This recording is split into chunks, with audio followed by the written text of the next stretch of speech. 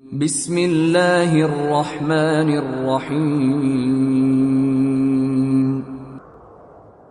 قال ألم أقل لك إنك لن تستطيع معي صبرا ویل ما تاته نو ویلی چې ته له ما سره صبر نشي کولی؟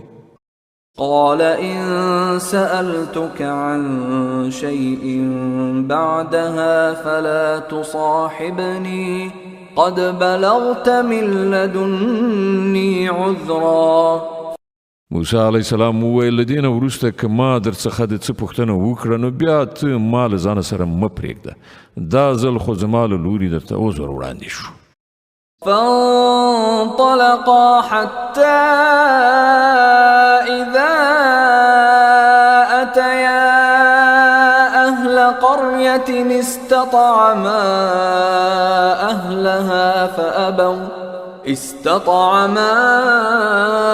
أهلها فأبوا أن يضيفوهما فوجدا فيها جدارا يريد أن ينقض فأقامه قال لو شئت لاتخذت عليه أجرا. بیا هغوی وړاندې لاړل تر دې پورې چې کلي ته ورسېدل او د هغه ځای له خلکو نه یې خواړه وغوښتل، خو هغوی د دې دواړو له میلمه کولو نه انکار وکړ. هلته دوی یو دیوال ولید چې نږدې ولویږي. هغه سړي هغه دیوال بیرته محکم ودراوه. موسی علیه السلام وویل که تا غوښتلی نو په دې کار باندې دې مزدوري اخیستلی شوه. قال هذا فراق بيني وبينك سأنبئك بتأويل ما لم تستطع عليه صبرا. هغه وویل نوره له تا سره زما ملګرتیا پای ته ورسېده. اوس زه تا د دغو خبرو په حقیقت خبروم چې پر هغه باندې تا صبر ونه شو کړی.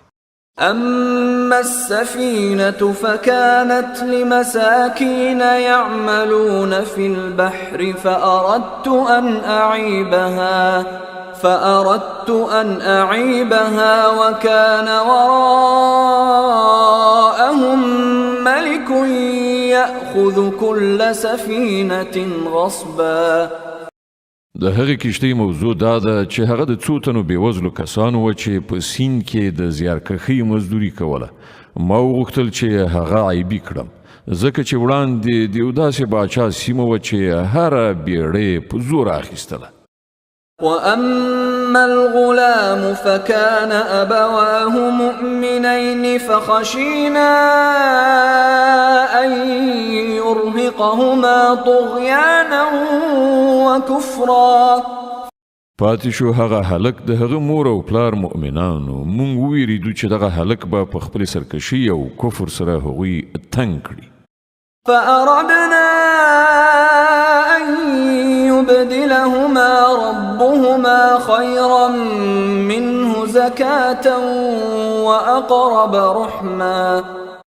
له دې امله مونږ وغوښتل چې د هغو رب د هغه په بدل کې هغو ته داسې اولاد ورکړي چې په اخلاقو کې هم له ده نه ښه وي او له هغه نه د صلې رحم هیله هم زیاته وي.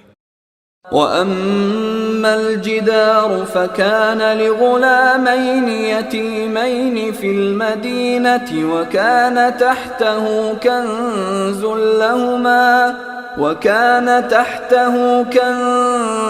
لهما وكان أبوهما صالحا فأراد ربك أن يبلغا أشدهما ويستخرجا كنزهما رحمة من ربك وما فعلته عن أمري ذلك تأويل ما لم تستطع عليه صبرا. او د دغه دیوال معاملت دا ده چې دا د دو یتیمانو هلکانو دی چې په دغه ښار کې اوسیږي. تر دغه دیوال لاندې د دغو ماشومانو لپاره یوه خزانه ښخه ده او د هغو پلار یو ښه سړی و. له دې امله ستا رب وغوښتل چې دغه دواړه ماشومان د ځوانۍ سن ته ورسیږي او خپله خزانه راوباسي. دا ستا د رب د رحمت په اساس شوي دي. ما په خپل سر څه نه دي کړي. دا د هغو خبرو حقیقت چې تا پرې صبر ونه شو کړی. ويسألونك عن ذي القرنين قل سأتلو عليكم منه ذكرا. او اے محمد صلی الله علیه وسلم، دوی له تانه د ذوالقرنین په باب پوښتنه کوي. دوی ته ووایه زه به د هغه څه حال تاسې ته واورم. إنا مكنا له في الأرض وآتيناه من كل شيء سببا فأتبع سببا حتى إذا بلغ مغرب الشمس وجدها تغرب في عين حمئة ووجد عندها قوما قلنا يا ذا القرنين إما أن تعذب وإما أن تتخذ فيهم حسنا. مونږ هغه ته په ځمکه کې قدرت ورکړی او هر ډول وسایل او اسباب مو وربښلي وو. هغه لومړی د لویدیځ خواته د یو اقدام اسباب برابر کړل، ان تر دې پورې چې کله هغه د لمر پریواتو تر حده ورسېدو نو هغه لمر په تورو اوبو کې ډوبېدونکی ولید او هلته یو قوم وموند. مونږ وویل ای ذوالقرنینه، ته دا وس هم لري چې دوی په تکلیف کړي او دا هم چې ښه چارچلند ورسره وکړي. قال أما من ظلم فسوف نعذبه ثم يرد إلى ربه فيعذبه عذابا نكرا. هغه وویل څوک چې له دوی نه ظلم وکړي مونږ به هغه ته سزا ورکړو، بیا به هغه د خپل رب لوري ته ورګرځول شي او هغه به ورته لا سخته سزا ورکړي. وأما من آمن وعمل صالحا فله جزاء الحسنى وسنقول له من أمرنا يسرا. او له دوی نه چې څوک ایمان راوړي او ښه عمل وکړي د هغه لپاره غوره مکافات دی او موږ به ورته اسانه حکمونه ورکړو. ثم أتبع سببا حتى إذا بلغ مطلع الشمس وجدها تطلع على قوم لم نجعل لهم من دونها سترا كذلك وقد أحطنا بما لديه خبرا. بیا هغه د یو بل اقدام تیاری ونیو تر دې پورې چې د لمر خاته حد ته ورسېد. هلته یې ولیدل چې لمر په یو داسې قوم باندې راخیږي چې موږ د هغه لپاره له تودوخې نه د ژغورل کېدو څه لاره چاره نه ده برابره کړې. د هغو دغه حال او له ذوالقرنین سره چې څه وو په هغه باندې موږ پوهېدلو. ثم أتبع سببا حتى إذا بلغ بين السدين وجد من دونهما قوما لا يكادون يفقهون قولا. بیا هغه د یو بل اقدام لارې چارې برابرې کړې تر دې پورې چې کله د دوه غرونو منځ ته ورسېد نو له هغو سره هغه یو داسې قوم بیا موند چې په ډېره سختۍ سره په کومه خبره پوهېده. قالوا يا ذا القرنين إن يأجوج ومأجوج مفسدون في الأرض فهل نجعل لك خرجا على أن تجعل بيننا وبينهم سدا. هغو خلکو وویل چې ای ذوالقرنینه، یاجوج او ماجوج په دې سیمه کې فساد خوروي، نو آیا مونږ تاته د دې لپاره څه محصول درکړو چې ته زمونږ او د هغو په منځ کې یو بند واچوي؟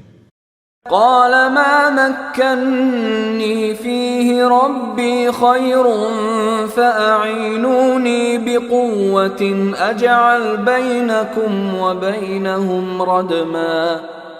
هغه وویل څه چې زما پروردګار ما ته را په برخه کړي دي هغه ډیر دي، تاسې په بشري قوا له ما سره مرسته وکړئ، زه ستاسې او د هغو په منځ کې بند اچوم.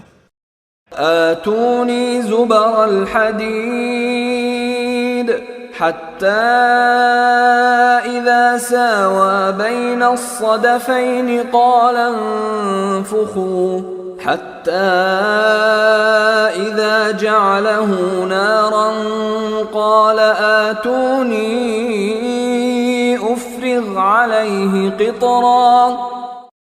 ما ته آهن چادر راوړی په پای کې چې کله هغه د دواړو غرونو ترمنځ کنډو ډک کړ نو خلکو ته یې وویل چې اوس اور بل کړئ تر داسې اندازې پورې چې کله دغه اوسپنې دیوال بیخي لکه د اور په شان سور شو نو هغه وویل راوړئ چې اوس په دې باندې ویلي کړي مس وڅڅوم. فما استطاعوا أن يظهروه وما استطاعوا له نقبا. دغه بند داسې و چې یاجوج ماجوج ورباندې نشوی راختلی او په هغه کې سوری کول له دې نه هم ورته زیات ګران. قال هذا رحمة من ربي فإذا جاء وعد ربي جعله دكا وكان وعد ربي حقا. ذوالقرنین وویل دا زما د پروردګار رحمت دی خو کله چې زما د رب د وعدې نیټه را رسیږي نو دا به میده میده هوار کړي او زما د پروردګار وعده حق ده. وتركنا بعضهم يومئذ يموج في بعض ونفخ في الصور فجمعناهم جمعا وعرضنا جهنم يومئذ للكافرين عرضا الذين كانت أعينهم في غطاء عن ذكري وكانوا لا يستطيعون سمعا.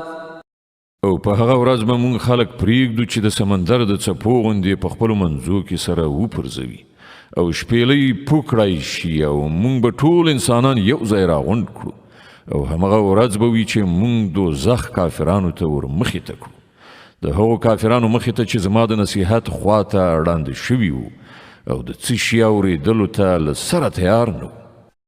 أفحسب الذين كفروا أن يتخذوا عبادي من دوني أولياء إنا أعتدنا جهنم للكافرين نزلا. نو آیا دغه خلک چې کفر غوره کړی دی دا یې ګڼلې ده چې له ما څخه پرته زما بندگان خپل کارسازان ونیسي؟ مونږ د دغسې کافرانو د میلمستیا لپاره دوزخ تیار کړی دی.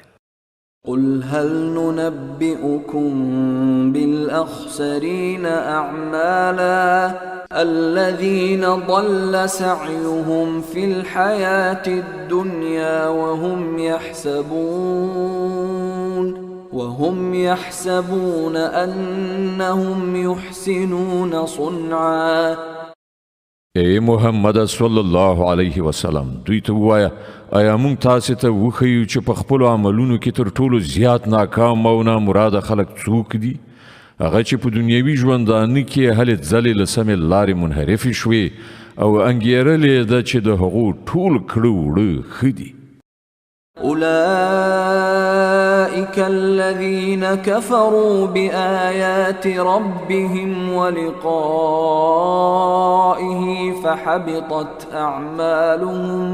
فحبطت أعمالهم فلا نقيم لهم يوم القيامة وزنا. دا هغه خلک دي چې د خپل پروردګار د آیاتونو له منلو نه یې انکار وکړ او د هغه حضور ته په وړاندې کېدلو یې باور ونه کړ. له دې کبله د هغو ټول عملونه به بېزه شول. د قیامت په ورځ به موږ ورته څه وزن یعنې قدر ورنه کړو. ذلك جزاؤهم جهنم بما كفروا واتخذوا آياتي ورسلي هزوا. د هغو سزا دوزخ دی د هغه کفر په بدله کې چې هغوی غوره کړ او د هغو ملنډو په بدل کې چې هغوی زما په آیاتونو او زما په پیغمبرانو پورې ووهلې. إن الذين آمنوا وعملوا الصالحات كانت لهم جنات الفردوس نزلا. خالدين فيها لا يبغون عنها حولا. البته کوم کسانو چې ایمان راوړ او ښه عملونه یې وکړل د هغو میلمستون به د فردوس باغونه وي چې هغوی به پکې د تل لپاره اوسیږي او هیڅکله به له هغه ځایه وتل او چیرته تلل د هغو زړه ونه غواړي. قل لو كان البحر مدادا لكلمات ربي لنفد البحر قبل أن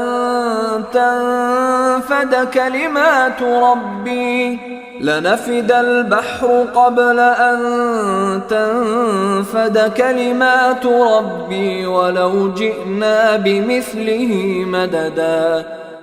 ای محمد صلی الله علیه وسلم وایي چې که سمندر زما د رب د خبرو د لیکلو لپاره سیاهي شي نو هغه به ختمه شي، خو زما د رب خبرې به پای ته نه وي رسېدلې، بلکې که موږ هم دومره سیاهي نوره هم راوړو نو هغه به هم بس ونه کړي.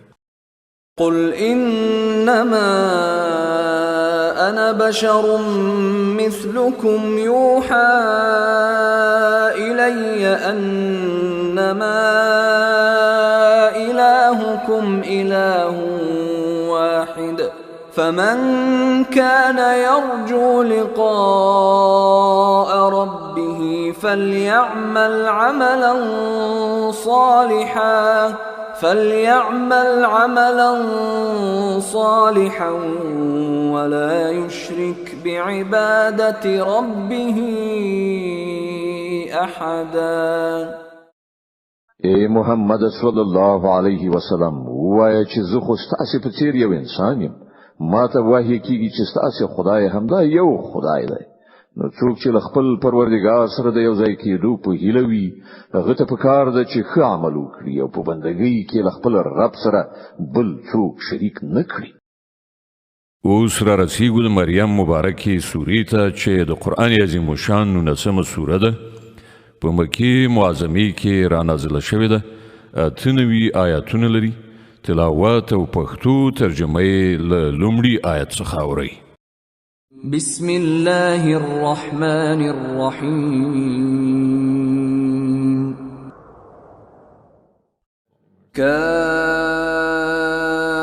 كافها يا عين صاد. ذكر رحمة ربك عبده زكريا إذ نادى ربه نداء خفيا. كاف ها يا عين صاد. د هغه رحمت یادونه د چې ستا رب پر خپل بنده ذکریا علیه السلام کړی و کله چې هغه خپل رب په پټه پټه وباله. قال رب إني وهن العظم مني واشتعل الرأس شيبا ولم أكن بدعائك رب شقيا. غرض وکړه ای پروردګاره زما ان هډوکي کمزوري شوي دي او سر مې له ډېر زوړوالي نه بل وهي. ای پروردګاره زه هیڅکله له تا څخه په دعا غوښتنه کې نامراده نه یم پاتې شوی. وإني خفت الموالي من ورائي وكانت امرأتي عاقرا فهب لي من لدنك وليا يرثني ويرث من آل يعقوب واجعله رب رضيا. زلزانه وروسته د خپل قوم له بدیو نه ویریږم او زما میرمن شنډه ده، نو ما ته په خپل ځانګړې لورینه او داسې وارث را په برخه کړه چې زما وارث هم وي او د یعقوب د کورنۍ میراث هم عمومي. او ای پروردګاره هغه یو غوره انسان وګرځوه. يا زكريا إنا نبشرك بغلام اسمه يحيى لم نجعل له من قبل سميا. جواب ورکړ شو ای زکریا مونږ تا ته دی هلک زیری درکو چې د هغه نوم به یحیی وي مونږ په دې نامل دې نه مخکې هیڅ سړی نه دی پیدا کړی. قال رب أنا يكون لي غلام وكانت امرأتي عاقرا وقد بلغت من الكبر عتيا. ذکریا عرض وکړ پروردګاره ښه نو زما به څنګه زوی وشي چې میرمن مې شنډه ده او زه له زړښته وچ شوی یم. قال كذلك قال ربك هو علي هين وقد خلقتك من قبل ولم تك شيئا. ځواب ورکړ شو همداسې به کیږي. ستا رب فرمایي چې دا خو زما لپاره یو وړه غوندې خبره ده. نه ګوري چې له دې نه مخکې مې ته په داسې حال کې پیدا کړي چې ته هیڅ شی نه وي. قال رب اجعل لي آية قال آيتك ألا تكلم الناس 3 ليال سويا. ذکریا وویل پروردګار زما لپاره کومه نښانه وټاکه. وی فرمایل ستا لپاره نښانه دغه ده چې ته به پرلپسې 3 ورځې له خلکو سره خبرې ونه شې کړای. فخرج على قومه من المحراب فأوحى إليهم أن سبحوا بكرة وعشيا. نو هغه له محراب څخه راووت خپل قوم ته راغی او هغه په اشاره سره هغو ته لارښوونه وکړه چې سهار او ماښام پایکي بیانوي. يا يحيى خذ الكتاب بقوة وآتيناه الحكم صبيا وحنانا من لدنا وزكاة وكان تقيا وبرا بوالديه ولم يكن جبارا عصيا. او پر هغه غږ وشو ای یحیی د خدای کتاب ټینګ ونیسه. مونږ هغه ته په ماشومتوب کې حکم ورکړ او له خپل لوري نه مو هغه ته خواخوږي او سپېڅلتیا ورکړه او هغه خورا پرهیزګار او د خپل مور او پلار حق پیژندونکی و. هغه نه زور زیاتی کوونکی و نه سرغړونکی.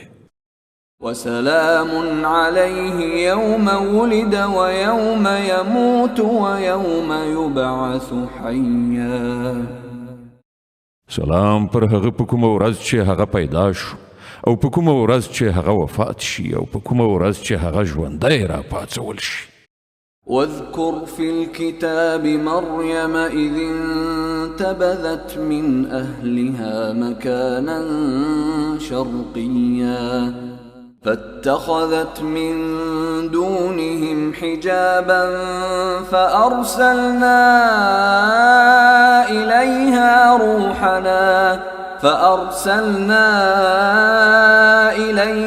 روحنا فتمثل لها بشرا سويا. او اے محمد صلی الله علیه وسلم په دې کتاب کې د مریم حال بیان کړه چې کله هغه له خپلو اړوندو کسانو په بیلیدو ختیځه خوا کې ګوښه شوې وه او پرده یې نیولې وه له هغو نه پټه ناسته وه. په دغه حالت کې موږ هغې ته خپل روح یعنې فرښته ولېږله او هغه د هغې په وړاندې په بشپړه انساني بڼه کې څرګنده شوه. قالت إني أعوذ بالرحمن منك إن كنت تقيا. مریم ناڅاپه نارې کړې چې که ته کوم له خدایه ویریدونکی سړی نو زه له تا نه د رحمان پناه غواړم. ما ته مه رانږدې کېږه. قال إنما أنا رسول ربك لأهب لك غلاما زكيا. هغه وویل زه ستا د پروردګار استازی یم او د دې لپاره لیږل شوی یم چې تا ته یو سپېڅلی هلک درکړم. قالت أنا يكون لي غلام ولم يمسسني بشر ولم أك بغيا. مریم وویل زما به څنګه هلک وشي چې کله زه کوم بشر لمس کړی قدرې نه یم او نه زه کومه بدکاره ښځه یم.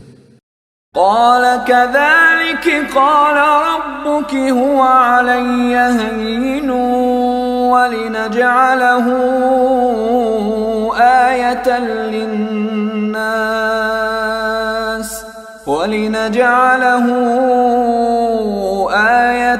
للناس ورحمة منا وكان أمرا مقضيا.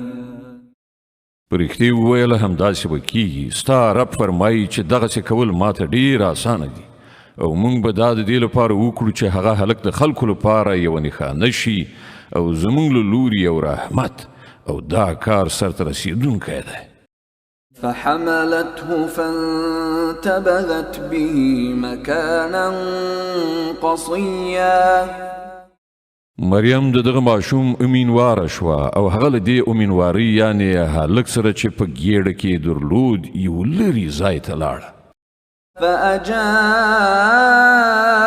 المخاض إلى جذع النخلة قالت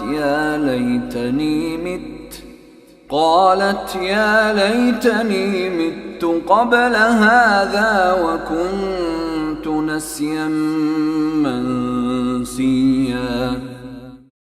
بیا د لنګوال کړاو ورباندې د خرما تریوي ونې لاندې راغی. هغې وویل کاشکې زه له دې نه مخکې مړه وای او نوم نښان مې نه وای پاتې شوی. فناداها من تحتها ألا تحزني قد جعل ربك تحتك سريا. پرښتې له لاندې هغې ته غږ وکړ ویې ویل مه خفه کېږه ستا پروردګار تر تا لاندې یوه چینه بهولې ده. وهزي إليك بجذع النخلة تساقط عليك رطبا جنيا. او تل لږ غوندې د دغې ونې ډډ وخوځوه پر تا به خوږې ښېرازه خرماوې راتویې شي. فكلي واشربي وقري عينا فإما ترين من البشر أحدا فقولي إني نذرت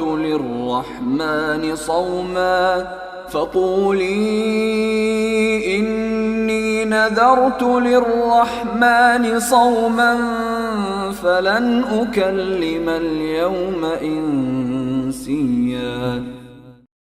نو وخوره وڅښه او خپلې سترګې په دغه هلک روښانه کړه. بیا که کوم یو انسان دې ولیدو نو ورته ووایه چې ما د رحمان خدای لپاره روژه نظر منلې ده. له دې امله نن به زه له هیچ چا سره خبرې ونه کړم. فأتت به قومها تحمله قالوا يا مريم لقد جئت شيئا فريا. بیا هغه له دې ماشوم سره خپل قوم ته راغله. خلکو وویل ای مریم دا خو تا ستر جرم وکړ. يا أخت هارون ما كان أبوك امرأ سوء وما كانت أمك بغيا. ای د هارون خورې نه ستا پلار کوم بد سړی و او نه ستا مور کومه بدکاره ښځه وه. فأشارت إليه قالوا كيف نكلم من كان في المهد صبيا. مریم د ماشوم لوري ته اشاره وکړه. خلکو وویل موږ له ده سره څه خبرې وکړو چې په زانګو کې پروت یو ماشوم دی. قال إني عبد الله آتاني الكتاب وجعلني نبيا وجعلني مباركا أينما كنت وأوصاني بالصلاة والزكاة ما دمت حيا وبرا بوالدتي ولم يجعلني جبارا شقيا والسلام علي يوم ولدت ويوم أموت ويوم أبعث حيا. ماشوم غږ وکړ زه د الله بنده یم هغه ماته کتاب راکړ او پیغمبر یې کړم او برکتي یې کړم هر چیرته چې اوسم او د لمانځه او زکات د پابندۍ حکم یې راکړ تر څو پورې چې زه ژوندی اوسم او د خپلې مور د حق ادا کوونکی یې وګرځولم او زه یې سرغړونکی او بدبخته نه یم ګرځولی سلام دی پر ما کله چې زه پیدا شوم او کله چې مړ شم او کله چې ژوندی راپاڅول شم ذلك عيسى ابن مريم قول الحق الذي فيه يمترون دغه د مریم د زوی عیسی سرګذشت او دغه د هغه په باب هغه رښتیانۍ خبره چې په هغه کې خلک شک کوي ما كان لله أن يتخذ من ولد سبحانه إذا قضى أمرا فإنما يقول له كن فيكون د الله دا کار نه دی چې هغه څوک په زوی ولی ونیسي هغه پاک ذات دی هغه چې کله د کومې خبرې فیصله کوي نو وایي چې شه او همغسې کیږي وإن الله ربي وربكم فاعبدوه هذا صراط مستقيم او عیسی ویلی و چې الله زما رب هم دی او ستاسې رب هم نو تاسې د هغه بندګي وکړئ همغه سمه لاره ده فاختلف الأحزاب من بينهم فويل للذين كفروا من مشهد يوم عظيم خو بیا بیلو ډلو په خپلو منځو کې په اختلاف لاس پورې کړ نو کوم خلک چې کافر شول د هغو لپاره به هغه وخت د سترې تباهۍ وي چې کله هغوی یوه لویه ورځ وګوري أسمع بهم وأبصر يوم يأتوننا لكن الظالمون اليوم في ضلال مبين کله چې هغوی زمونږ په وړاندې حاضر وي په هغه ورځ خو به د هغوی غوږونه هم ښه اورېدونکي وي او سترګې به یې هم ښې لیدونکي وي مګر نن دغه ظالمان په څرګنده ګمراهۍ کې اخته دي وأنذرهم يوم الحسرة إذ قضي الأمر وهم في غفلة وهم لا يؤمنون اے محمد صلی الله علیه وسلم په دغه حالت کې چې دوی غافل دي او ایمان نه راوړي دوی له هغې ورځې نه وویروه چې کله فیصله وکړی شي او له پښیمانتیا پرته بله چاره نه وي إنا نحن نرث الأرض ومن عليها وإلينا يرجعون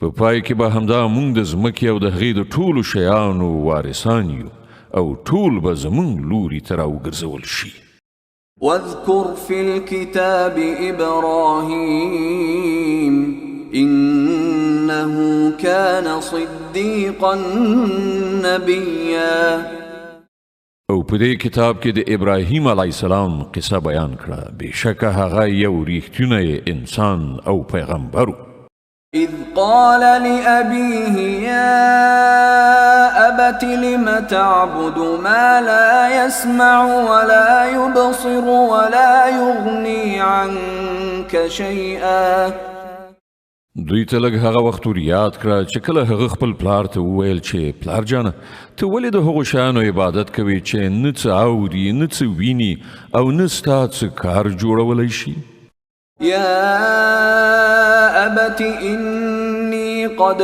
جاءني من العلم ما لم يأتك فاتبعني أهدك صراطا سويا پلار جانه ما ته یو داسې علم راغلی دی چې تا ته نه دی راغلی ته په ما پسې راځه زه به تا ته سمه لاره وښیم يا أبت لا تعبد الشيطان إن الشيطان كان للرحمن عصيا. پلار جانا ته د شیطان بندگی مکوه، شیطان خو له رحمان خدای څخه سرغړونکی دی. يا أبت إني أخاف أن يمسك عذاب من الرحمن فتكون للشيطان وليا. پلار جانا زه ویریږم چې چیرته ته د رحمان خدای په عذاب اخته نشي او د شیطان ملګری شي. قال أراغب أنت عن آلهتي يا إبراهيم لئن لم تنته لأرجمنك واهجرني مليا. پلار وویل ابراهیمه آیا ته زما له معبودانو څخه اوښتی؟ که ته بیرته راوان نه وړې نو زه به تا سنګسار کړم. ته د تل لپاره له ما څخه بیل شه. قال سلام عليك سأستغفر لك ربي إنه كان بي حفيا. ابراهیم وویل سلام دی تا ته، زه به د خپل رب نه دعا وغواړم چې تا ته بښنه وکړي. زما رب په ما ډیر زیات مهربان دی. وأعتزلكم وما تدعون من دون الله وأدعو ربي عسى ألا أكون بدعاء ربي شقيا. زه تاسې هم پرېږدم او هغه هستی چې تاسې له خدایه پرته بلئ. زه به خپل رب وبلم، هیله ده چې زه د خپل رب په بلنه نامراده ونه اوسم. فلما اعتزلهم وما يعبدون من دون الله وهبنا له إسحاق ويعقوب وكلا جعلنا نبيا. نو کله چې هغه له هغو خلکو نه او د هغو له غیر الله معبودانو نه بیل شو، نو موږ هغه ته اسحاق او یعقوب غوندې اولاد ورکړ او هر یو مو پیغمبر کړ. ووهبنا لهم من رحمتنا وجعلنا لهم لسان صدق عليا. او هغو ته مو خپل رحمت ور په برخه کړ او هغوی مو ریښتوني نومیالي کړل. واذكر في الكتاب موسى إنه كان مخلصا وكان رسولا نبيا. او په دې کتاب کې د موسی علیه السلام یادونه وکړه. هغه یو غوره کړی شوی شخص او استازی پیغمبر و. وناديناه من جانب الطور الأيمن وقربناه نجيا.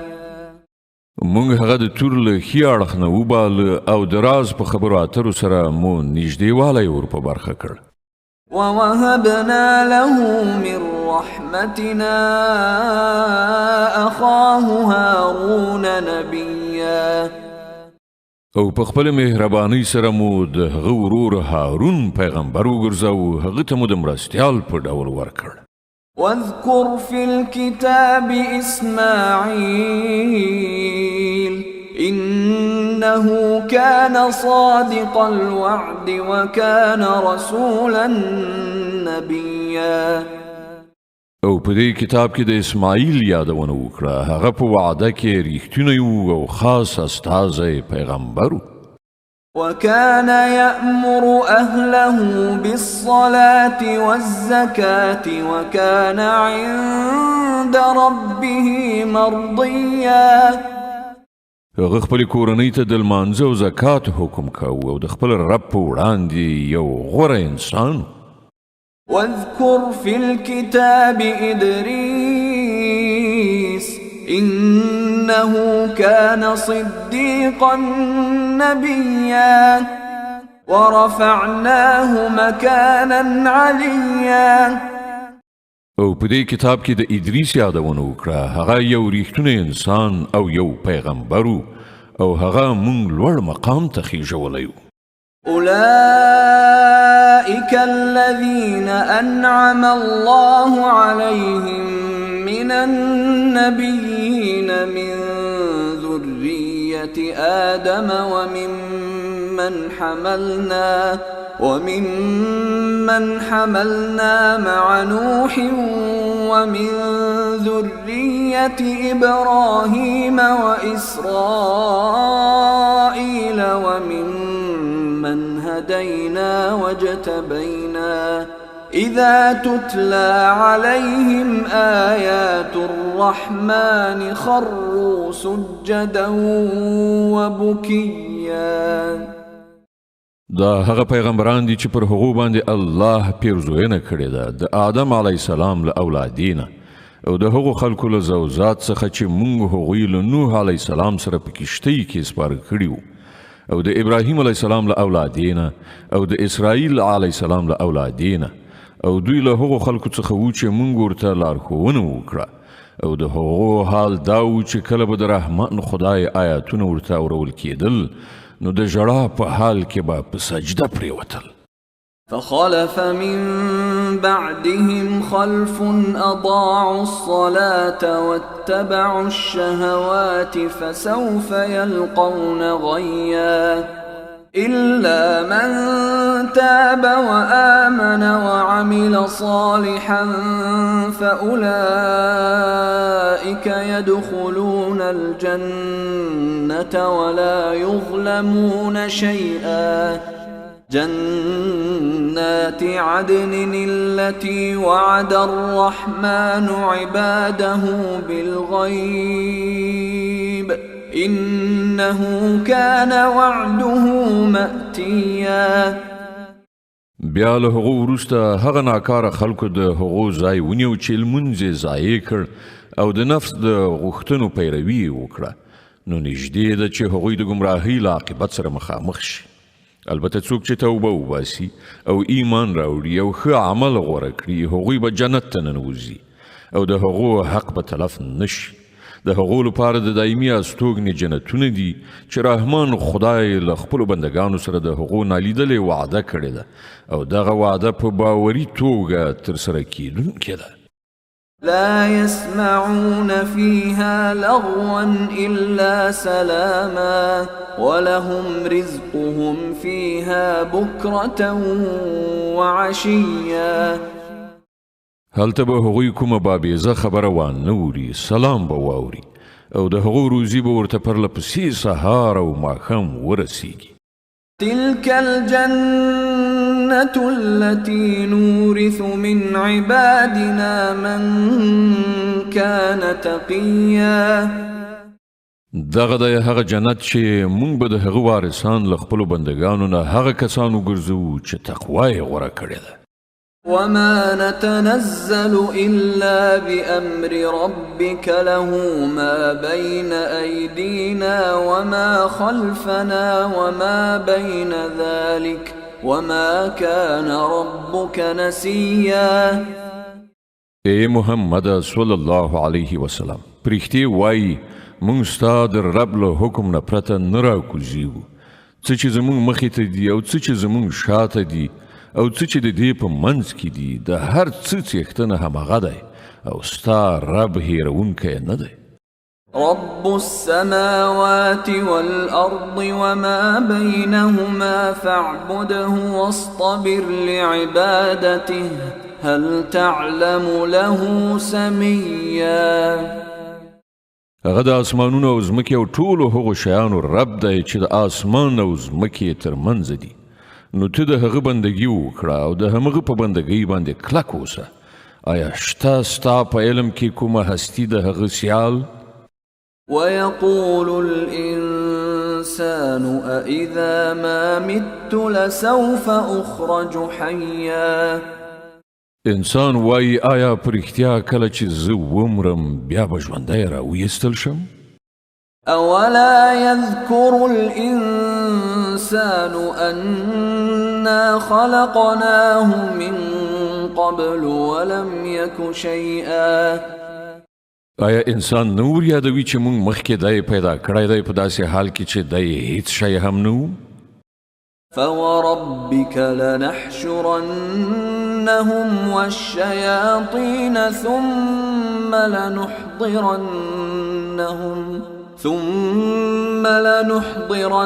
لنحضرنهم حول جهنم جثيا. ستا پر رب قسم چې موږ به رومرو دوی ټول او له دوی سره شیطانان هم ایثار راولو، بیا به د دوزخ چار چار پیر سرکوزي په ګونډو را حاضر کړو. ثم لننزعن من كل شيعة أيهم أشد على الرحمن عتيا. بیا به له هرې ډلې نه هر هغه څوک په بیله توګه راوباسو چې د رحمان خدای په مقابل کې زیات سرکشه شوی و. ثم لنحن أعلم بالذين هم أولى بها صليا. بیا په دې باندې موږ ښه پوهیږو چې له هغو نه کوم یو تر ټولو زیات په دوزخ کې د غورځېدو وړ دی. وإن منكم إلا واردها كان على ربك حتما مقضيا. له تاسې نه هیڅوک داسې نشته چې دوزخ ته ورتلونکي نه وي. دا خو یوه فیصله شوې خبره ده چې د هغې ترسره کول ستا د رب په غاړه دي. ثم ننجي الذين اتقوا ونذر الظالمين فيها جثيا. بیا به موږ هغه کسان وژغورو چې په دنیا کې پرهیزګاران او ظالمان به په همغه کې غورځېدلي پرېږدو. وإذا تتلى عليهم آياتنا بينات قال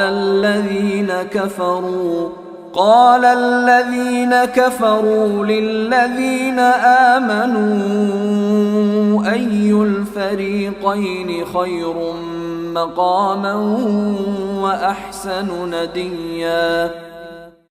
دوی ته چې کله زموږ روښانه آیاتونه اورول کیږي نو منکران مؤمنانو ته وایي وښایاست له موږ دواړو ډلو نه کومه یوه په ښه حالت کې ده او د چا غونډې زیاتې شانداره دي.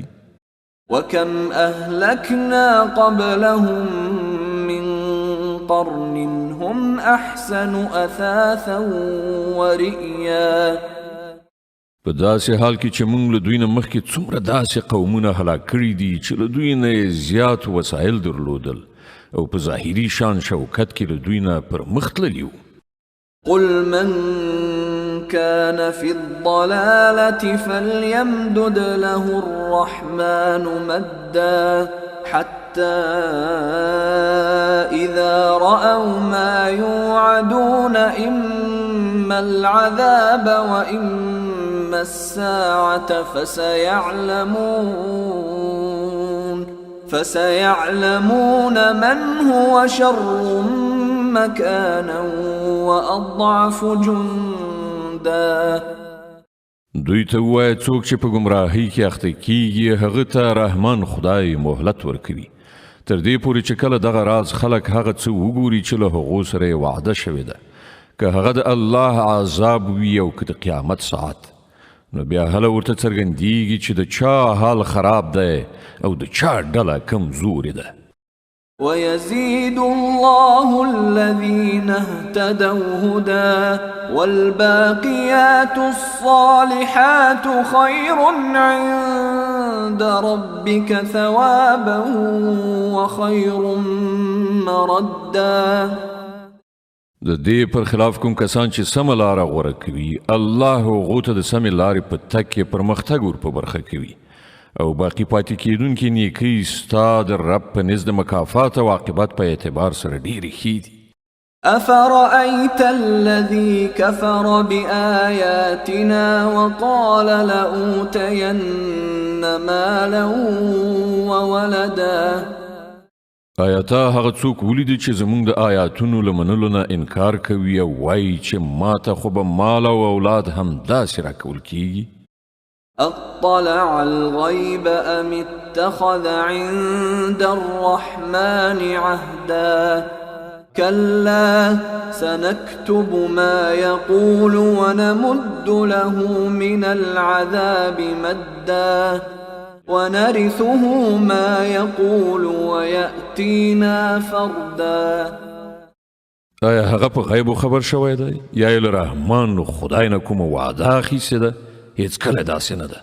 دی چې څه وایي موږ به هغه ولیکو او هغه ته به عذاب لا نور ور زیات کړو. دی چې کوم وسایل او ډله لښکر یادوي هغه ټول به موږ ته پاتې شي او دی به یوازې زموږ په وړاندې حاضر شي.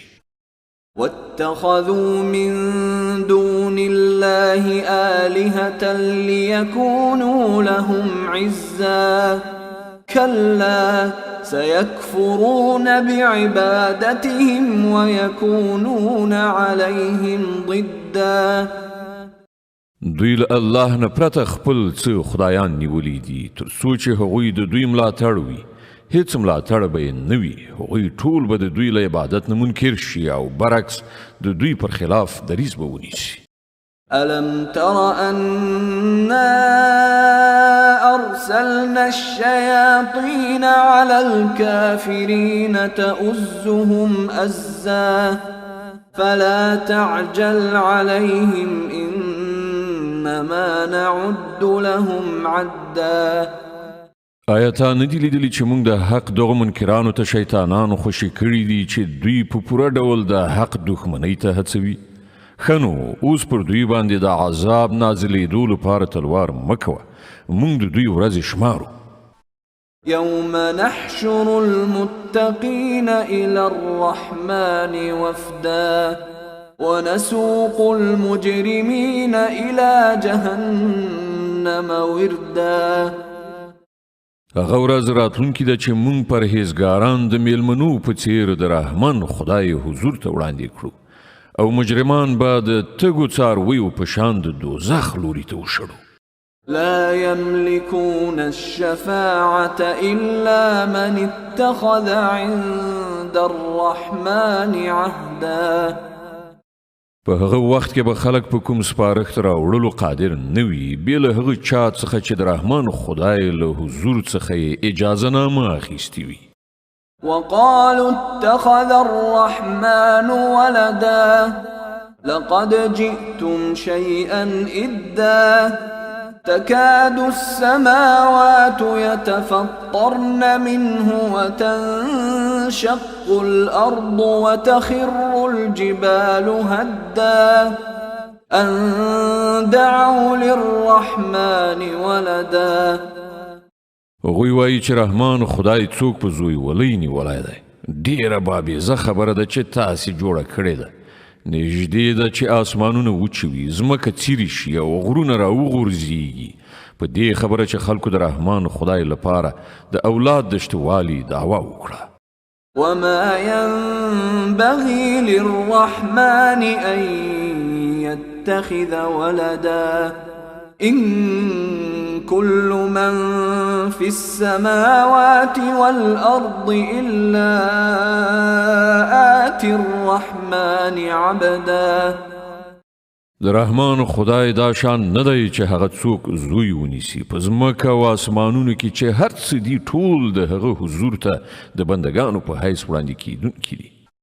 لقد أحصاهم وعدهم عدا وكلهم آتيه يوم القيامة فردا. هغه په ټولو محیط دی او هغوی شمیرلی دي ټول به د قیامت په ورځ یو یو د هغه په وړاندې حاضر وي. إن الذين آمنوا وعملوا الصالحات سيجعل لهم الرحمن ودا. دا باوري د کوم خلکو چې ایمان راوړی دی او ښه عملونه یې کړي دي ډېر ژر به رحمان خدای د هغو لپاره په زړونو کې مینه پیدا کړي. فإنما يسرناه بلسانك لتبشر به المتقين وتنذر به قوما لدا. نو اے محمد صلی الله علیه وسلم دغه کلام مونږ آسانه کړی دی ستا په ژبه مو د همدې لپاره نازل کړی دی چې ته پرهیزګارانو ته زیری ورکړي او متعصبو خلکو ته اخطار ورکړي. وكم أهلكنا قبلهم من قرن هل تحس منهم من أحد أو تسمع لهم ركزا.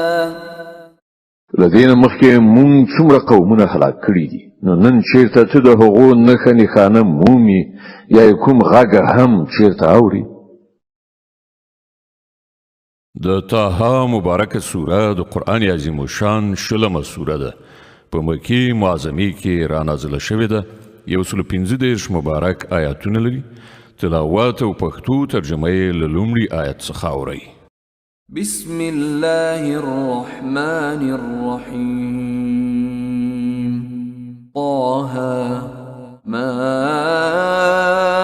أنزلنا عليك القرآن لتشقى إلا تذكرة لمن يخشى تنزيلا ممن خلق الأرض والسماوات العلا. طه مونږ دا قرآن پر تا باندې د دې لپاره نه دی نازل کړی چې ته په کړاو اخته شي. دا خو د هر هغه چا لپاره یوه یادونه ده چې وویریږي. د هغه ذات له لوري نازل کړی شوی دی چې ځمکه او هسک آسمانونه یې پیدا کړي دي. الرحمن على العرش استوى. هغه زیات مهربان د کائناتو د باچاهي پر تخت حکم چلوونکی دی. له ما في السماوات وما في الأرض وما بينهما وما تحت الثرى. د هغو ټولو شیانو څښتن دی چې په آسمانونو او ځمکه کې دي او د هغو چې د آسمان او ځمکې تر منځ دي او د هغو چې تر خاورو لاندې دي. وَإِن تَجْهَرْ بِالْقَوْلِ فَإِنَّهُ يَعْلَمُ السِّرَّ وَأَخْفَى. که ته خپله خبره په لوړه غږ وکړې هغه خو په پټه ویل شوې خبره بلکې په بیخي زیاته پټه خبره باندې هم پوهیږي. الله لا إله إلا هو له الأسماء الحسنى. هغه الله دی له هغه پرته بل خدای نشته. د هغه لپاره ډیر غوره نومونه دي. وهل أتاك حديث موسى إذ رأى نارا فقال لأهلهم كثوا إني آنست نارا لعلي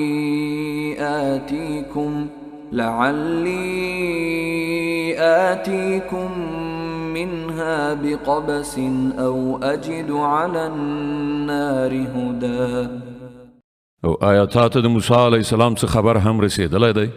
کله چې هغه یو اور ولید او خپلې کورنۍ ته یې وویل چې لږ تم شئ ما یو اور لیدلی دی. ښایي چې تاسې ته یوه نیمه سکروټه راوړم یا په دې اور باندې ما ته د لارې په باب څه لارښوونه وشي. فلما أتاها نودي يا موسى إني أنا ربك فاخلع نعليك إنك بالوادي المقدس طوى وأنا اخترتك فاستمع لما يوحى. هلته چې ورسید غږ وشو ای موسی زه ستا رب یم پڼې دې وباسه ته د طوا په سپېڅلي ناو کې او ما ته غوره کړی واوره څه چې درته وحي کیږي. إنني أنا الله لا إله إلا أنا فاعبدني وأقم الصلاة لذكري. همدا زه الله یم له ما څخه پرته بل خدای نشته نو ته زما بندګي وکړه او زما د یاد لپاره لمونځ قایم کړه. إن الساعة آتية أكاد أخفيها لتجزى كل نفس بما تسعى. د قیامت ساعت ارومرو راتلونکی دی. زه د هغه د وخت پټ ساتل غواړم ترڅو چې هر څوک د خپلو هلو ځلو سره سمه بدله ومومي. فلا يصدنك عنها من لا يؤمن بها واتبع هواه فتردى. نو یو داسې څوک چې پر هغه یعنی قیامت ایمان نه راوړي او د خپلو نفسي غوښتنو بنده ګرځېدلی دی، تا دې د هغه ساعت له فکر نه منع نه کړي، که نه نو ته به په هلاکت کې وغورځېږي. وما تلك بيمينك يا موسى. اے موسی دا ستا په لاس کې څه دي؟ قال هي عصاي أتوكأ عليها وأهش بها على غنمي ولي فيها مآرب أخرى.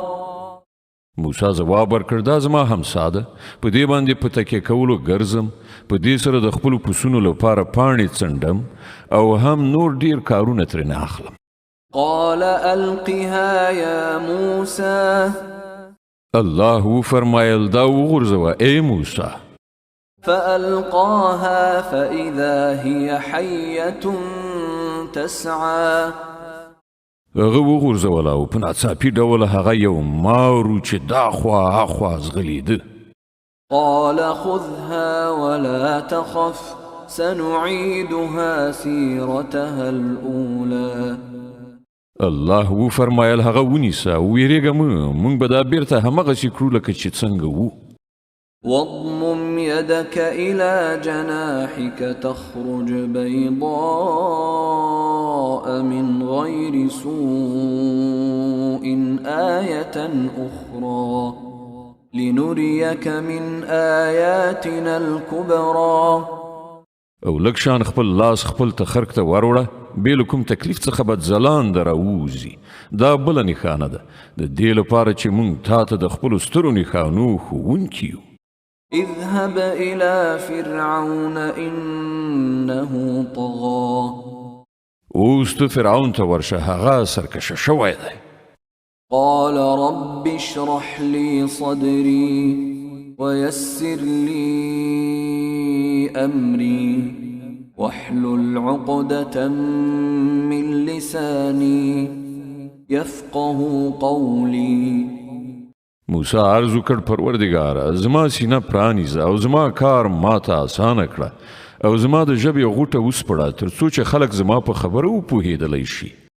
واجعل لي وزيرا من أهلي هارون أخي أشدد به أزري وأشركه في أمري كي نسبحك كثيرا ونذكرك كثيرا إنك كنت بنا بصيرا.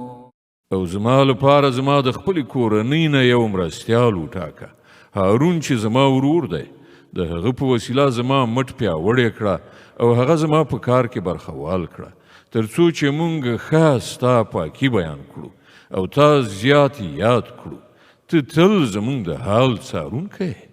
قال قد أوتيت سؤلك يا موسى ولقد مننا عليك مرة أخرى إذ أوحينا إلى أمك ما يوحى أن اقذفيه في التابوت فاقذفيه في اليم فليلقه اليم بالساحل يأخذه عدو لي وعدو له وألقيت عليك محبة مني ولتصنع على عيني. الله فرمایل ای موسی څه چې دې وغوښتل درکړی شول، مونږ یو ځل بله هم پر تا احسان کړی دی. یاد کړه هغه وخت چې مونږ ستا مور ته وحی وکړه، داسې اشاره چې د وحی په وسیله کیدی شي چې دغه ماشوم په صندوق کې واچوه او صندوق په سیند کې وغورځوه. سین به هغه غاړې ته وباسي او هغه به زما دښمن او د دغه ماشوم دښمن را واخلي. ما له خپل لوري نه پر تا مینه خوره کړه او داسې انتظام مې وکړ چې ته زما په څارنه کې وپالل شي. إذ تمشي أختك فتقول هل أدلكم على من يكفله فرجعناك إلى أمك كي تقر عينها ولا تحزن وقتلت نفسا فنجيناك من الغم وفتناك فتونا فلبثت سنين في أهل مدين ثم جئت على قدر يا موسى. یاد کړه هغه وخت چې ستا خور د فرعون قصر ته نږدې روانه وه. بیا یې په تلو ویل زه تاسې ته د هغه چا پته درکړم چې دغه ماشوم په ښه شان وروزي. په دې ډول موږ ته بیرته د خپل مور غېږې ته ورسولې تر څو چې د هغې سترګې روښانه شي او اندېښمنه ونه اوسي. او دا هم در یاد کړه چې تا یو څوک وژلی و. موږ ته له دغه کړاو نه وویستلې او ته مو له راز راز ازموینو څخه تیر کړې او ته د مدین په خلکو کې ډیر کلونه واوسېدلې. نو اوس همغسې چې مقرره شوې ده په خپل وخت کې ستا راتګ دی. واصطنعتك لنفسي اذهب أنت وأخوك بآياتي ولا تنيا في ذكري. ای موسی ما ته د خپل کار لپاره برابر کړی. زه ته او ستا ورور زما له نښانو سره او پام کوئ تاسې زما په یاد کې لنډون مه کوئ. اذهبا إلى فرعون إنه طغى فقولا له قولا لينا لعله يتذكر أو يخشى. زی تاسې دواړه فرعون ته ورشي چې هغه سرکشه شوی دی. له هغه سره په نرمۍ خبرې وکړئ. ښایي چې هغه نصیحت ومني یا وویریږي. قالا ربنا إننا نخاف أن يفرط علينا أو أن يطغى. دواړو عرض وکړ پروردګاره موږ ویریږو چې هغه به پر موږ زیاتی وکړي یا به یرغل وکړي. قال لا تخافا إنني معكما أسمع وأرى. الله وفرمایل مو ویریږئ زه له تاسې سره یم هر څه اورم او وینم. فأتياه فقولا إنا رسولا ربك فأرسل معنا بني إسرائيل ولا تعذبهم قد جئناك بآية من ربك والسلام على من اتبع الهدى. غته ورشه یو وایاست چې موږ ستا د رب استازي یو. بني اسرائیل له موږ سره تلو ته پرېږده او هغوی مه ربړوه. موږ تا ته ستا د رب له نښانې سره راغلي یو او سلامتي ده د هغه چا لپاره چې د سمې لارې پیروي غوره کړي. إنا قد أوحي إلينا أن العذاب على من كذب وتولى. مونږ ته په وحي سره ښودله شوې ده چې عذاب دی د هغه چا لپاره چې د دروغو نسبت وکړي او مخ واړوي. قال فمن ربكما يا موسى. فرعون وویل ښه نو بیا ستاسې دواړو رب څوک دی ای موسی؟ قال ربنا الذي أعطى كل شيء خلقه ثم هدى. موسی ځواب ورکړ زموږ رب هغه ذات دی چې هر شي ته د هغه خپل ساختمان ورکړ بیا یې ورته لار وښودله. قال فما بال القرون الأولى. فرعون وویل او پخوا چې کوم نسلونه تیر شوي دي نو د هغو څه حالت و؟ قال علمها عند ربي في كتاب لا يضل ربي ولا ينسى. الذي جعل لكم الأرض مهدا وسلك لكم فيها سبلا وأنزل من السماء ماء فأخرجنا به أزواجا من نبات شتى. موسی وویل د هغې علم زما له رب سره په یو کتاب کې ساتل شوی دی. زما رب نه غلطي کوي نه هیرجن دی.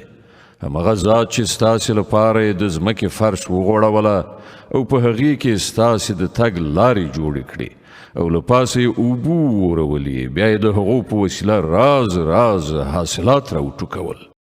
كلوا وارعوا أنعامكم إن في ذلك لآيات لأولي النهى. وخورئ او خپل څاروي هم وڅروئ، بېشکه په دې کې د هوښیارانو لپاره ډېرې نښانې دي. منها خلقناكم وفيها نعيدكم ومنها نخرجكم تارة أخرى.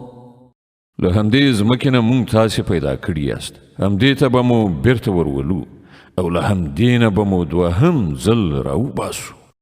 ولقد أريناه آياتنا كلها فكذب وأبى. موږ فرعون ته خپلې ټولې نښانې وښودلې خو هغه دروغ وګڼلې او ویې نه منلې. قال أجئتنا لتخرجنا من أرضنا بسحرك يا موسى. ویل ای موسی، آیا ته موږ ته د دې لپاره راغلی چې د خپلو کوډو په زور سره موږ زموږ له هېواد نه وباسې؟ فلنأتينك بسحر مثله فاجعل بيننا وبينك موعدا لا نخلفه نحن ولا أنت مكانا سوى. خنو موږ به هم ستا په مقابل کې هم دغسې کوډې راوړو، وټاکه مقابله کول کله او چیرته دي. نه به موږ له دغې فیصلې نه اوړو نه به ته اوړې، په هوار میدان کې راوړاندې شه. قال موعدكم يوم الزينة وأن يحشر الناس ضحى. موسی وویل د جشن ورځ وټاکله شوه او خلک دې د لمر له راپورته کېدو سره غونډ وي. فتولى فرعون فجمع كيده ثم أتى. فرعون وګرځېد، خپلې ټولې دسیسې راټولې کړې او مقابلې ته راغی. قال لهم موسى ويلكم لا تفتروا على الله كذبا فيسحتكم بعذاب وقد خاب من افترى. موسی په عین وخت کې مقابل لوري ته په خطاب وویل ای اجل نیولو، پر الله باندې د دروغو تورونه مه تړئ، که نه نو یو سخت عذاب به تاسې تباه کړي. دروغ چې هر چا وتړل هغه نامراده شو. فتنازعوا أمرهم بينهم وأسروا النجوى. د دې په اورېدو د هغو په منځ کې نظري شخړه راغله او هغوی په خپلو کې په پټو پټو مشورو لاس پورې کړ. قالوا إن هذان لساحران يريدان أن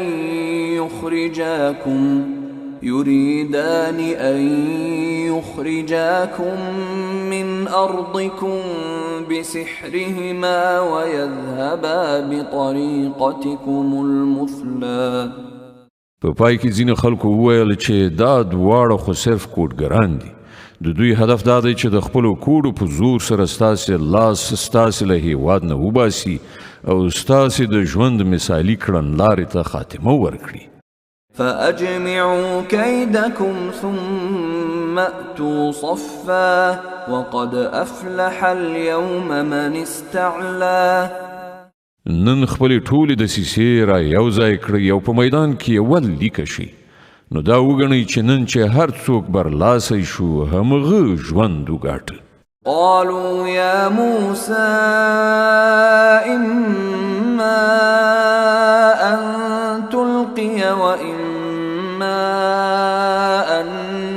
نكون أول من ألقى کوټګر وویل ای موسی تی غورځوي او که مخکې مونږ وغورځو قال بل ألقوا فإذا حبالهم وعصيهم يخيل إليه من سحرهم أنها تسعى فأوجس في نفسه خيفة موسى موسی وویل نه تاسې وغورځوئ په ناڅاپي ډول د هغو رسیګانې او همساګانې د هغو د کوډو په زور سره موسی علیه السلام ته ځغلېدونکي وبرېښېدلې او موسی په خپل زړه کې وویرېد قلنا لا تخف إنك أنت الأعلى مونږ وویل مه ویرېږه همدا ته به برلاسی شي وألق ما في يمينك تلقف ما صنعوا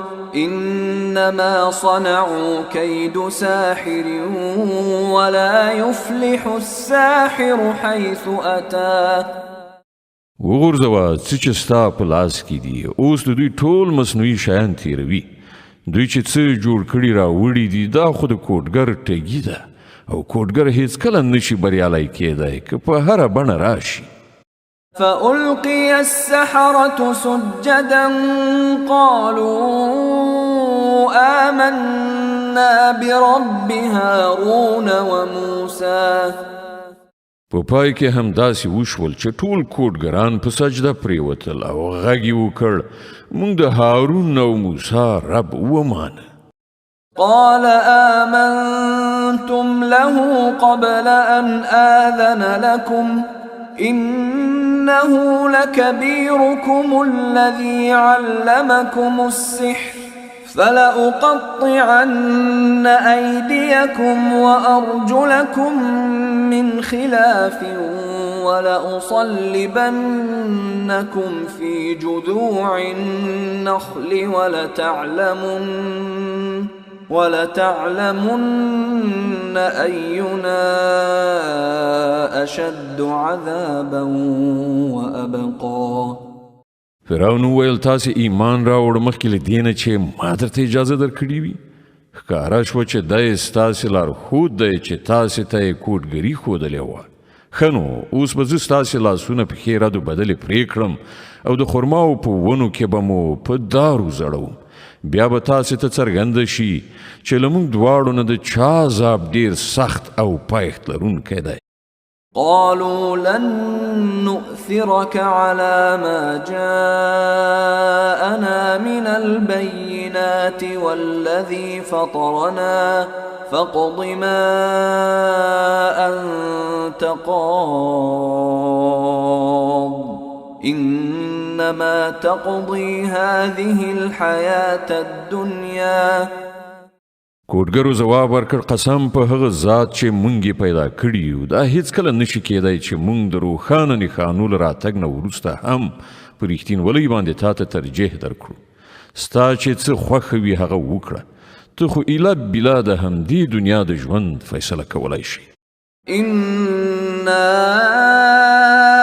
آمنا بربنا ليغفر لنا خطايانا وما أكرهتنا عليه من السحر والله خير وأبقى مونږ خو په خپل رب ایمان راوړ تر څو زموږ خطاوې راوبخي او له دغې کوډګرۍ نه چې تا ورباندې مجبور کړي وو راتېر شي الله ډېر غوره او همغه باقي پاتې کېدونکی دی إنه من يأت ربه مجرما فإن له جهنم لا يموت فيها ولا يحيا حقیقت دا دی څوک چې له مجرم والي سره د خپل رب حضور ته ورشي د هغه لپاره دوزخ دی چې په هغه کې به نه مري نه به ژوندی کیږي ومن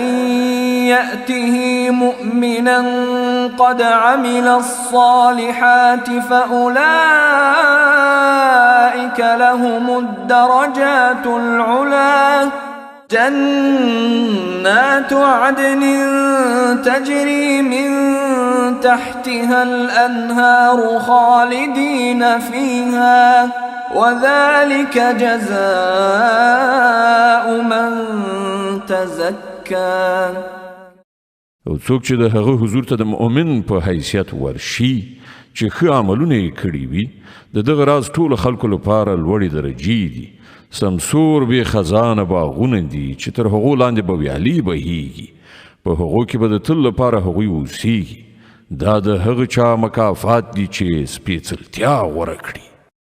ولقد أوحينا إلى موسى أن أسر بعبادي فاضرب لهم طريقا في البحر يبسا لا تخاف دركا ولا تخشى. مونږ موسی علیه السلام ته وحی وکړه چې اوس د شپې زما بندگان در سره واخله زه او د هغو لپاره په سمندر کې وچ سړک جوړ کړه. ته د چا له شا درپسې تلو نه هیڅ مه ویرېږه او مه د سمندر په منځ کې په تېرېدو وډارېږه. فأتبعهم فرعون بجنوده فغشيهم من اليم ما غشيهم. لشان فرعون لخپل لښکر سره را ورسید او بیا سمندر پر داسې خور شو لکه څنګه چې د خورېدو حق. وأضل فرعون قومه وما هدى. فرعون خپل قوم گمراه کړی و، کومه سمه لارښوونه یې نه وه کړې. يا بني إسرائيل قد أنجيناكم من عدوكم وواعدناكم جانب الطور الأيمن ونزلنا عليكم المن والسلوى. ای بني اسرائیلو، مونږ تاسې ته ستاسې له دښمن نه نجات درکړ او د تور په ښي اړخ کې مو ستاسې د حاضرېدو لپاره وخت وټاک او پر تاسې مو من او سلوا نازل کړل. كلوا من طيبات ما رزقناكم ولا تطغوا فيه فيحل عليكم غضبي ومن يحلل عليه غضبي فقد هوى. خورئ زمونږ پاکه درکړې روزي او د هغې په خوراک کې سرکشي مه کوئ او که نه نو پر تاسې به زما غضب پرېوځي او په چا باندې چې زما غضب نازل شو هغه نو په یقیني توګه هلاکیږي. وإني لغفار لمن تاب وآمن وعمل صالحا ثم اهتدى. البته چا چې توبه وویستله او ایمان یې راووړ او ښه عمل یې وکړ بیا سم روان شو، د هغه لپاره زه ډېر بخښونکی یم. وما أعجلك عن قومك يا موسى. او څه شي ته له خپل قوم نه د مخه راوستلې ای موسی؟ قال هم أولئك على أثري وعجلت إليك رب لترضى. غرض وکړه هغوی زما تر شا روان دي، ما تلوار وکړ ستا حضور ته راغلم ای زما ربه تر څو چې ته له ما څخه خوشحاله شې. قال فإنا قد فتنا قومك من بعدك وأضلهم السامري. الله وفرمایل ښه نو واوره، موږ ستا تر شا ستا قوم په ازموینه کې واچاو او سامري هغوی ګمراه کړل. فرجع موسى إلى قومه غضبان أسفا قال يا قوم ألم يعدكم ربكم وعدا حسنا أفطال عليكم العهد أم أردتم أن يحل عليكم غضب من ربكم فأخلفتم موعدي. موسی علیه السلام سخت غصې او خواشینۍ په حالت کې خپل قوم ته راستون شو چې ورغی ویې ویل ای زما قومه، ایا ستاسې رب له تاسې سره غوره وعدې نه وې کړې؟ ایا پر تاسې ورځې زیاتې اوښتې دي؟ یا تاسې په ځان باندې د خپل رب د غضب راتلل غوښتل چې تاسې له ما سره وعده خلافي وکړه؟ قالوا ما أخلفنا موعدك بملكنا ولكننا حملنا أوزارا من زينة القوم فقذفناها فكذلك ألقى السامري فأخرج لهم عجلا جسدا له خوار فقالوا هذا إلهكم وإله موسى فنسي. هغو ځواب ورکړ موږ له تا سره په خپل واک وعده خلافي نه ده کړې. داسې وشول چې موږ د خلکو د ګاڼو تر پیټې لاندې ستومانه شوي وو او موږ هغه غورځولې وي. بیا په همدې توګه سامري هم څه وغورځول او د هغو لپاره یې د یوه خوسکي بت راوویست چې له هغه څخه د غوایي غوندې رمباړه وتله. خلکو غږ وکړ همدغه دی ستاسې خدای او د موسی خدای، د موسی دی هیر شو. أفلا يرون ألا يرجع إليهم قولا ولا يملك لهم ضرا ولا نفعا. آیا هغوی نه لیدل چې نه هغه د هغو د خبرې ځواب ورکوي او نه هغو ته د ګټې او تاوان رسولو څه واک وس لري؟ ولقد قال لهم هارون من قبل يا قوم إنما فتنتم به وإن ربكم الرحمن فاتبعوني وأطيعوا أمري. هارون علیه السلام د موسی علیه السلام له راتګ نه مخکې هغو ته ویلي وو چې ای خلکو، تاسې د ده له امله په فتنه کې غورځېدلي یئ. ستاسې رب خو ډېر زیات مهربان دی، نو تاسې زما پیروي وکړئ او زما خبره ومنئ. قالوا لن نبرح عليه عاكفين حتى يرجع إلينا موسى. خو هغه ورته وویل چې مونږ خو به د همدغه بندګي کوو تر څو پورې چې موسی علیه السلام بیرته نه وي راستون شوی. قال يا هارون ما منعك إذ رأيتهم ضلوا ألا تتبعني أفعصيت أمري. موسی علیه السلام قوم ته له تور بریښ کولو نه وروسته د هارون لوري ته راوګرځېد او ویې ویل هارونه، تا چې کله لیدلی و چې دوی ګمراه کیږي نو څه شي ستا لاس نیولی و چې زما په کړندار عمل ونه کړې؟ آیا تا زما د حکم پر خلاف کار وکړ؟ قال يا ابن أم لا تأخذ بلحيتي ولا برأسي إني خشيت أن تقول فرقت بين بني إسرائيل ولم ترقب قولي. هارون جواب ورکړ ای زما د مور زویه، زما ګیره منیسه، زما د سر ویښتان راکاږه. زه له دې نه وویرېدم چې ته به راشې وبه وایې تا په بني اسرائیلو کې بیلتون راوست او زما د خبرې مراعات یې ونه کړ. قال فما خطبك يا سامري. موسی علیه السلام وویل ای سامري، ستا څه خبره ده؟ قال بصرت بما لم يبصروا به فقبضت قبضة من أثر الرسول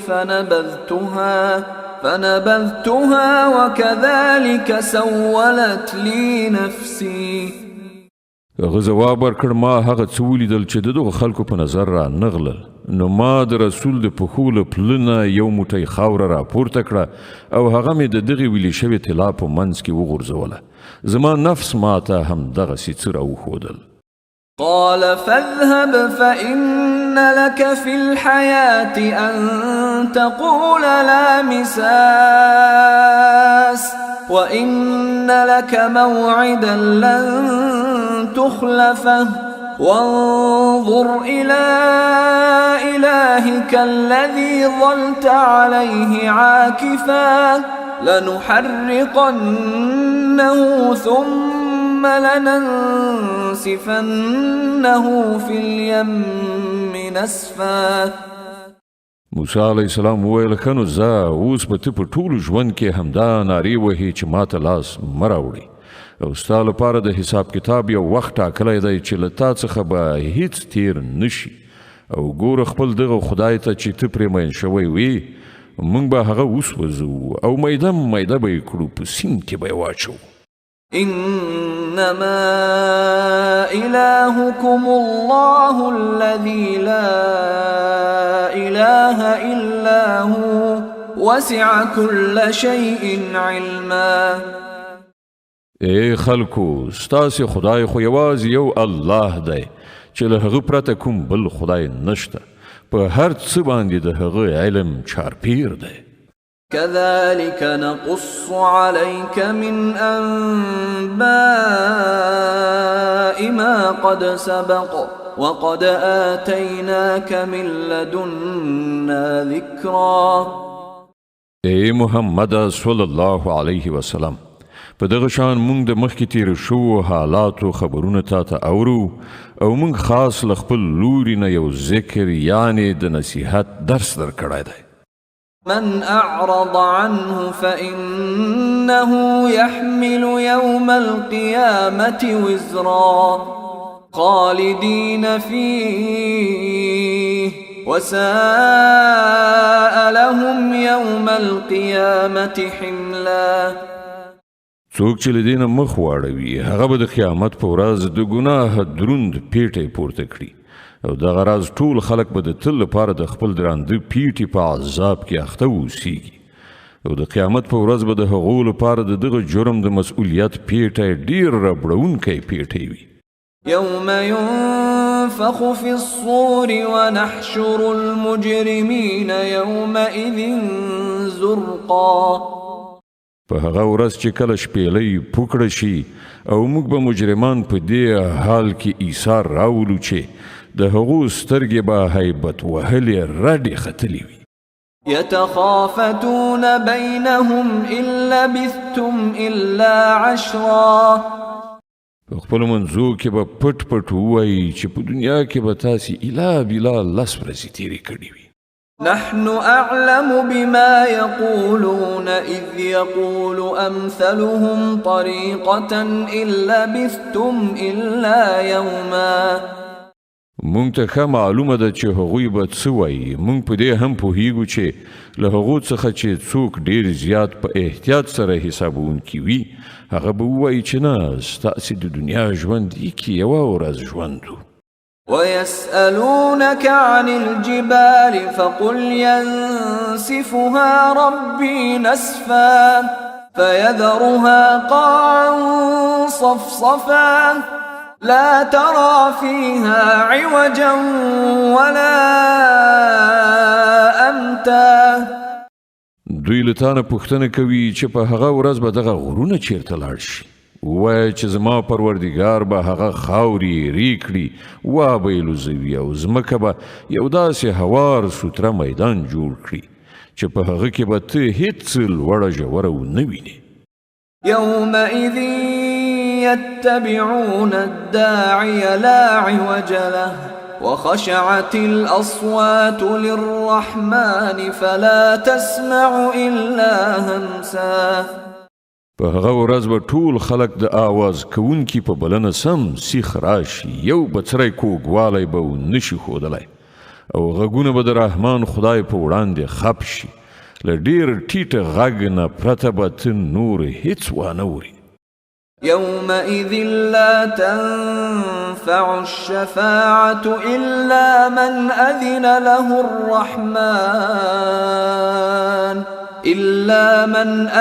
له الرحمن ورضي له قولا په هغه ورځ به شفاعت په درد نه خوري مګر دا چې چاته رحمان خدای د هغې اجازه ورکړي او د هغه خبر اورېدل خوښ کړي يعلم ما بين أيديهم وما خلفهم ولا يحيطون به علما الله د خلکو په وړاندې وروسته ټول حال باندې پوهیږي او نورو ته د الله په ارتباط پوره معلومات نشته وعنت الوجوه للحي القيوم وقد خاب من حمل ظلما د خلکو سرونه به د هغه تل تر تله ژوندي د کائناتو مدبر په وړاندې ټیټ شي. نامراده به وي په هغه وخت کې چا چې د ظلم د ګناه پیټه یې راخیستی وي. ومن يعمل من الصالحات وهو مؤمن فلا يخاف ظلما ولا هضما. او هغه چاته به د څه ظلم او حق ضایع کېدو خطر نه وي چې ښه عمل وکړي او د دې ترڅنګ هغه مؤمن هم وي. وكذلك أنزلناه قرآنا عربيا وصرفنا فيه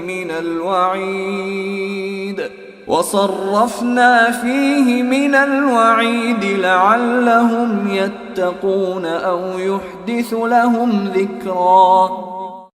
او اے محمد صلی الله علیه وسلم په همدې ډول مونږ دغه عربي قرآن نازل کړی دی او په دې کې مو راز اختارونه ورکړي دي ښایي چې دوی له انحراف نه ځان وژغوري یا د ده په برکت په دوی کې د متوجه کېدو څه نښانې پیدا شي.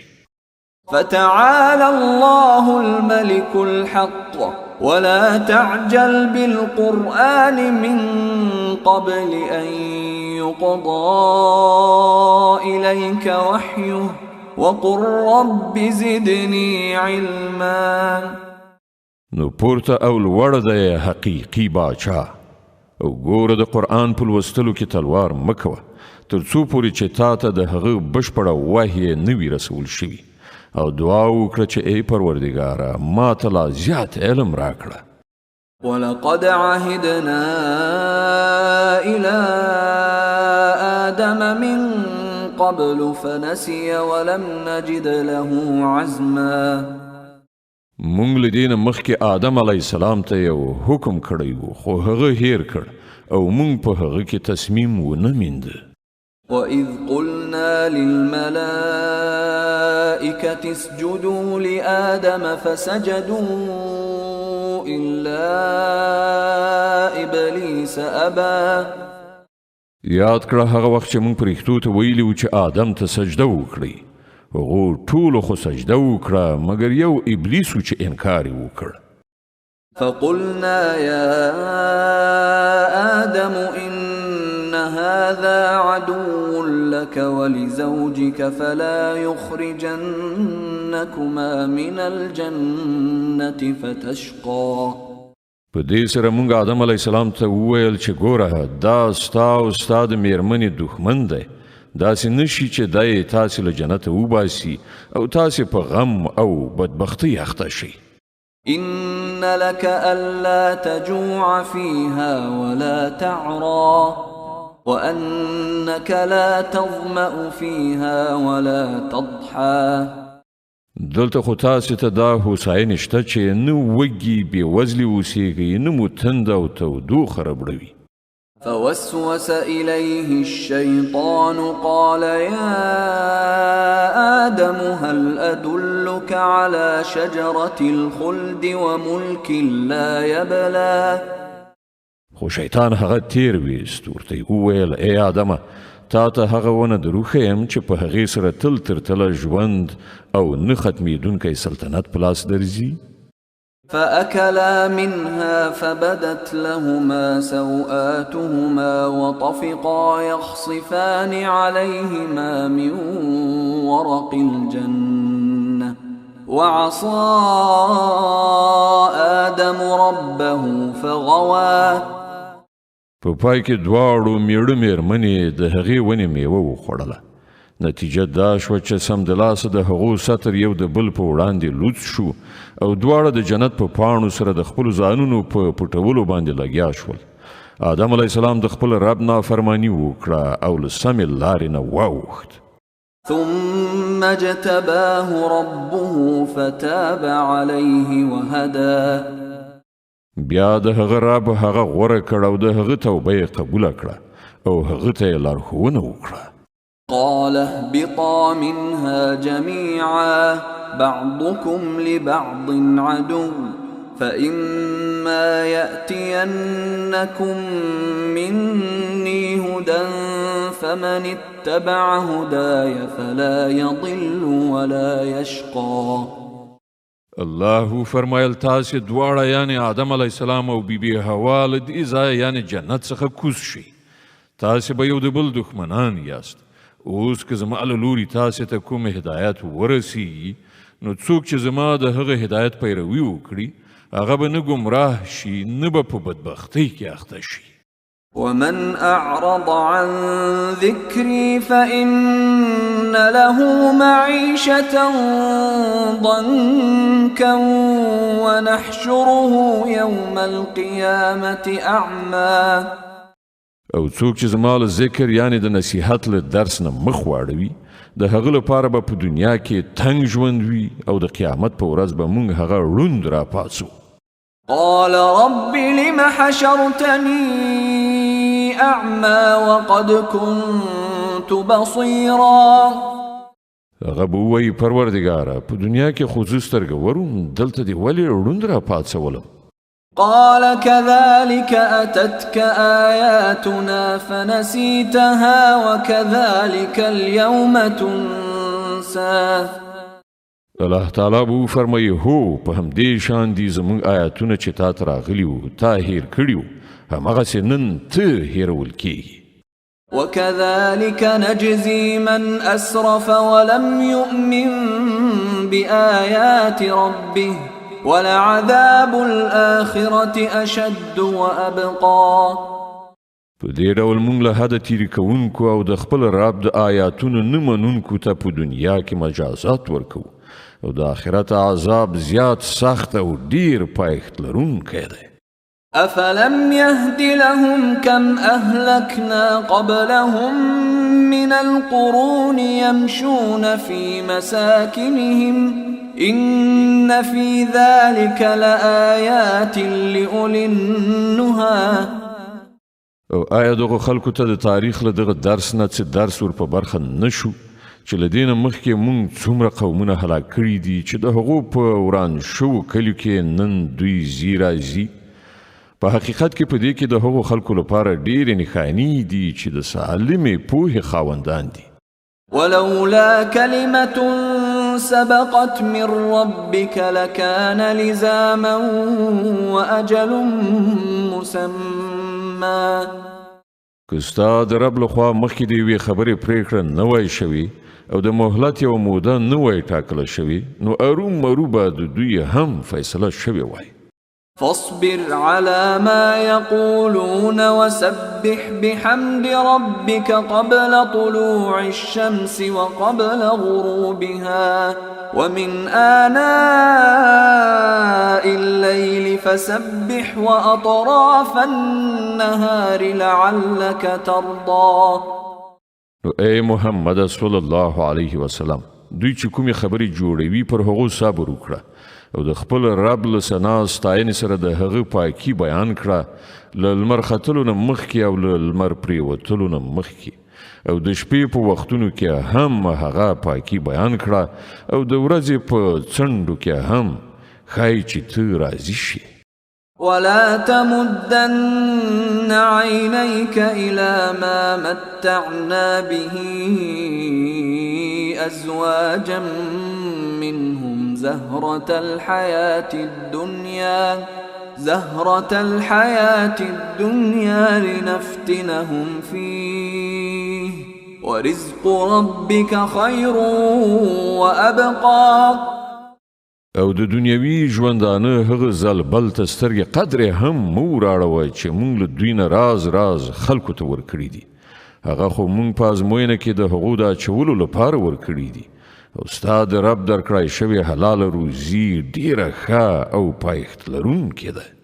وأمر أهلك بالصلاة واصطبر عليها لا نسألك رزقا نحن نرزقك والعاقبة للتقوى. خپل کورنۍ ته د لمانځه توصیه وکړه او په خپله هم د هغه پابند اوسه. موږ له تا نه کومه روزي نه غواړو روزي خو موږ تا ته درکوو او د عاقبت ښېګڼه د پرهیزګارۍ لپاره ده. وقالوا لولا يأتينا بآية من ربه أولم تأتهم بينة ما في الصحف الأولى هغوی وایي چې دغه سړی د خپل رب له لوري نه کومه نښانه یعنې معجزه ولې نه راوړي آیا دوی ته د مخکنیو صحیفو ټولې ښوونې په څرګند ډول بیان شوې نه دي راغلي ولو أنا أهلكناهم بعذاب من قبله لقالوا ربنا لولا أرسلت إلينا رسولا فنتبع آياتك من قبل أن نذل ونخزى که موږ د هغه له راتګ نه مخکې دوی په کوم عذاب سره هلاک کړي وای نو بیا به هم دوی ویل چې ای زموږ پروردګاره تا موږ ته کوم پیغمبر ولې راونه لیږه چې موږ له ذلیل کېدو او رسوا کېدو نه مخکې ستا د آیتونو پیروي غوره کړې وای قل كل متربص فتربصوا فستعلمون من أصحاب الصراط السوي ومن اهتدى ای محمد صلی الله علیه وسلم دوی ته ووایه هر یو د چارې عاقبت ته سترګې په لاره دی نو اوس منتظر اوسئ ډېر ژر به در معلومه شي چې څوک په سمه لاره تلونکي دي او څوک د هدایت موندونکي دي